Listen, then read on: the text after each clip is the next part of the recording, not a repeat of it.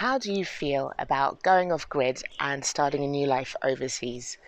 If you want to know the answer to these questions, you might need to stay tuned for longer than this video because it's a question that I'm looking to answer in a series of videos that I'm going to be posting. I'm Zoe Smith, founder of the Exodus Collective, a platform that's all about inspiring folks to make moves and to create lives of meaning, whatever that might mean for you. I moved, if you're not familiar with this channel, I moved from the UK to Grenada. I'm currently walking in my neighborhood because I decided this is a conversation to have outdoors. I moved from London to Grenada with my 3 children, and over the past 18 months, I've been having conversations with folks who've made moves from all over the world to the Caribbean. And it's been great, understanding what it is that inspires people to move, how they made their move, what it's actually like living overseas. And I love all of you who followed and all of you who subscribed. And if you haven't, turn on notifications so you can get more content from me on a regular basis. But one of the things that I've realized after having been here for a while, and I probably knew it before I even came, is that freedom, that sense of flow that many of us are looking for, it's not necessarily entirely about a destination. It's really easy to move overseas and actually just recreate the life that you had before. And that's something that's really niggling at me here in Grenada. Grenada is an amazing island. It's small, people are friendly, it's very safe. But where I am at the moment, I am living in a gated community. It's very fancy, it's very nice, it's very manicured. The view out of my kitchen window, I look onto Calavini Island, which is a private island where the likes of Justin Bieber and Melinda Gates head to. And it's pretty, it's nice, but it's not really where I want to be, or where things are at. And it's funny, I posted a question on a Facebook group for Black folks who are looking to move abroad. And I asked, how many of you, or is anyone interested in going off grid, in homesteading? And I've been overwhelmed at the number of responses of people saying, yeah, I'd love that too, but I don't know where to start. Or yeah, I've done this in Ghana, or I'm planning to do this in Costa Rica. And it's been really great to kind of legitimize in some way the idea that it can be done, that other people are looking to do it too. So one of the things that I'm looking to do, there's a car just about to pass me, so I hope I don't get run over. One of the things that I'm looking to do in the interviews that I have going forwards and the people that I speak to is really just to explore what alternatives look like. And I had a conversation yesterday, a beautiful conversation with someone who was like, are you a runner? And I'm like, no, I am very unfit. I'm one of the least healthy people out there. And she said, no, I don't mean like physically, but like, do you run from situations when they're difficult? Here come the dogs.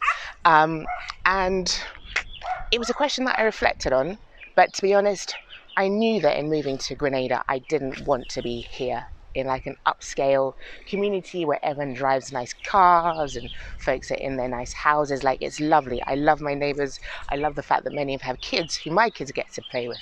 But I think for me, in leaving the UK, what I really wanted was a simpler way of life, a more grounded way of life, to be in nature, because I think that's really where I thrive. And for those of you still watching, thinking about, like, if you are going to move, whether it's moving countries or just moving cities or regions, what does the ideal look like for you? I think so many of us, possibly especially as Black people, we're conditioned to think that success has a certain price tag, or success looks like a certain car or a certain neighborhood. But for me, it really doesn't. And now I'm grappling with the fact that, yes, I finally made the move. I'm finally overseas, and I'm realizing that I'm slightly off balance, but stick with me. But I don't want this. I don't want manicured. I don't want pretty. I don't want palatable. And hopefully some of you feel the same way. And if you do, like, let me know in the comments. I'd love to know, like, what does that feel like for you? What does that discomfort feel like for you? And what do you think the solution might look like for you? I have an idea but I'm realizing that there are certain practices, certain viewpoints, perhaps even certain rituals that I need to do to really attune to what that is and how to get there, and to align really with what I think my purpose is in life. So I don't want to make this all about me. I actually want this to be all about you. So please let me know in the comments, how does that idea sound? What sort of information would you find useful in order to make the shifts that you need to make in order to be who you need to be? What do you think would be useful to get you to start asking those questions and perhaps even to start finding answers? So I'm actually at a point where there's a really lovely view of the sea. I don't know if you can you see that? There you go. So one of the good things about being here is I'm on a peninsula. So we're surrounded by the sea on both sides, and it's really, really beautiful. So that's definitely, I'm not complaining. I am not complaining. I am very, very lucky to be here. But my family actually, my family have a house in the north of the island that's in St. Patrick's, which is the northernmost parish. And it's been uninhabited for quite a while. Someone actually said, just knock it down or sell it. And I kind of feel like the sacrifices that my ancestors have made to get that, working in the UK in the 50s and the 60s in really awful conditions. My grandfather left Grenada kind of in the Windrush era and worked at a cafe in Piccadilly Circus washing dishes. My grandmother was a cleaner, cleaning in hotels, hospitals, but also an amazing seamstress. So, I kind of feel like I have a duty to honor the sacrifices that they made. And I don't think that necessarily looks like selling their house or selling their acres of land, or that success means sitting in an office and earning tons of money. Even if I wanted to, which I don't, I'm just not that sort of person. But moving in itself isn't enough.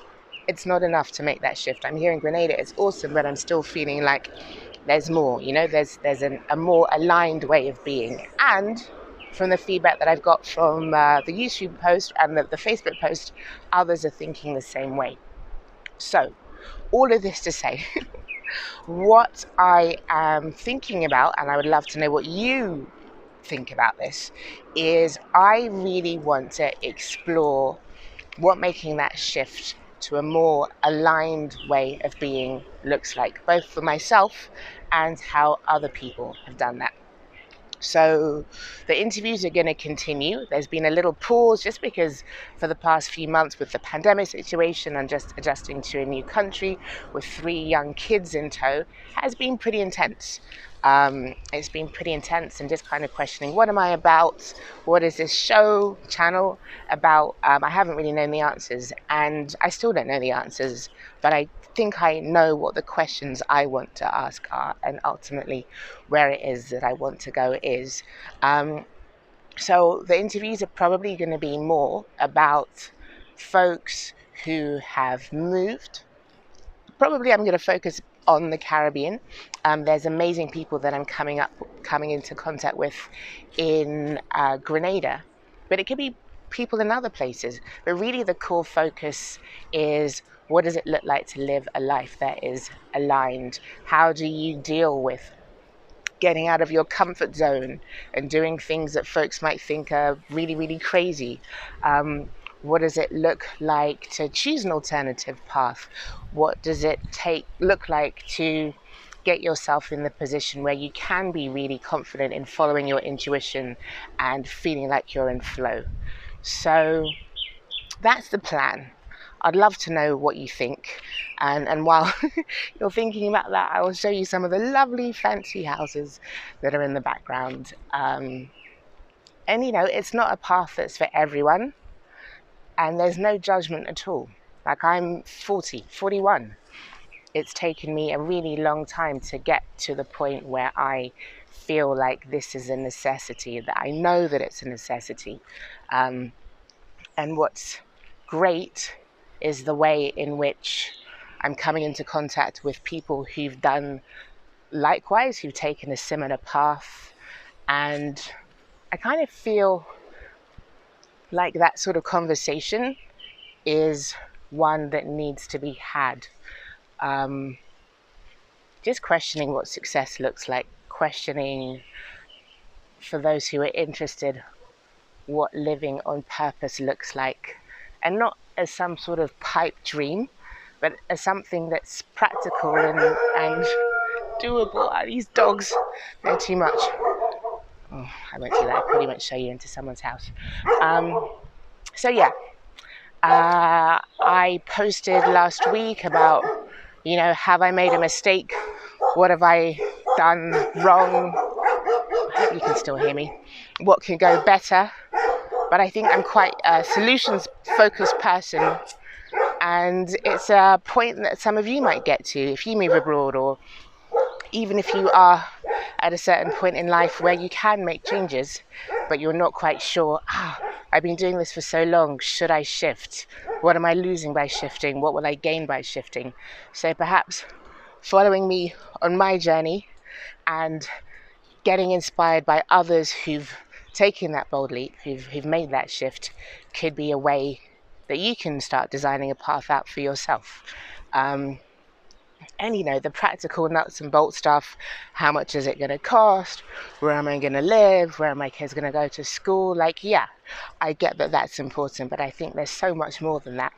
So perhaps those answers to those standard questions are something that I can wrap up in a course that you can access. So I don't need to focus so much on the sort of basic stuff, because I think quite often that those sort of things can feel like a hurdle, like this is what's stopping me from moving. And on some level it is, but in terms of actually making that big, bold shift, getting into the inner work that you need to do really is fundamental, I think.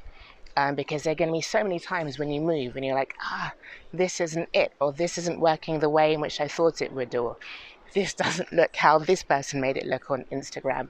But I think as long as you're aligned to your purpose and aligned to whatever needs to come through, the external stuff, the chatter in your brain is going to be slightly less of a thing that will throw you off course. So that's it. I think the next few interviews are folks that I've come across who just really inspire me. Some of them I've known for a long time. Others have just randomly crossed my path, and the conversations have been incredibly inspiring to me personally, and I really hope will start to create a shift for others who are kind of on the fence.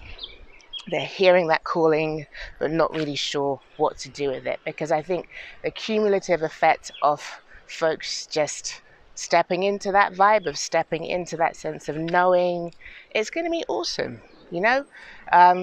ditching the should, ditching the let's stay within the system, and actually co-creating from many different angles a way of being that it's just more positive. Because I think if the pandemic situation has told us anything in the sort of tensions and that this person against that person and the intrusions into our lives, is that collectively, we all need to do a lot better.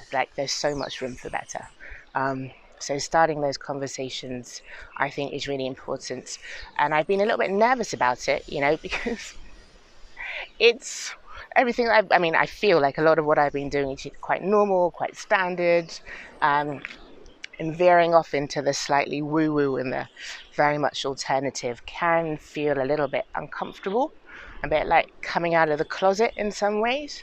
But yeah, carrying on with the status quo, asking kind of surface level questions, keeping things very much at a surface level in terms of the conversation really isn't that exciting to me. And I need to be excited by what I do, and I want you to feel excited about the sort of content that I create. So that's it basically. I'm out here, no makeup, desperately need a facial. That hasn't happened. Maybe it will at some point, but just wanted to put that message out there. Just wanted to share with those of you who have been following and who are used to a certain form of content that there probably is going to be quite a significant shift. But I think with the 30 plus interviews that we've done to date, there's enough information for you to figure out the nuts and bolts of the basic part of things. And that course, that webinar, exactly what format it's going to take, that will be coming. So the questions and doubts that you have as to the basic parts, those will be answered. But I definitely want to shift things up a gear, take the conversation a little bit deeper, and get you thinking, get others thinking. If there are folks who kind of fit into that category that you know of, please do get in touch, because I really do want to use this platform to share inspiring stories. I've now reached a certain part of the path where it gets incredibly steep, and as I have spent the past 7 months just driving around in my car, I'm incredibly unfit. So at this point I am going to say goodbye, and look, the view's even better. I'm going to say goodbye and leave you with a shot of the scenery. We've got the sea in the background, someone's house in the background, which I probably shouldn't show. And yeah, this is where I am. This is where I say goodbye, because I'm about to pass out. But stay tuned. If it sounds interesting, turn on notifications, subscribe, and let me know what you think. Does it sound wild? Does it sound crazy? Does it sound unimportant? Does it sound like something you'll be interested in? Please let me know. And I look forward to seeing you all as I embark upon this journey. We embark upon this journey. Bye.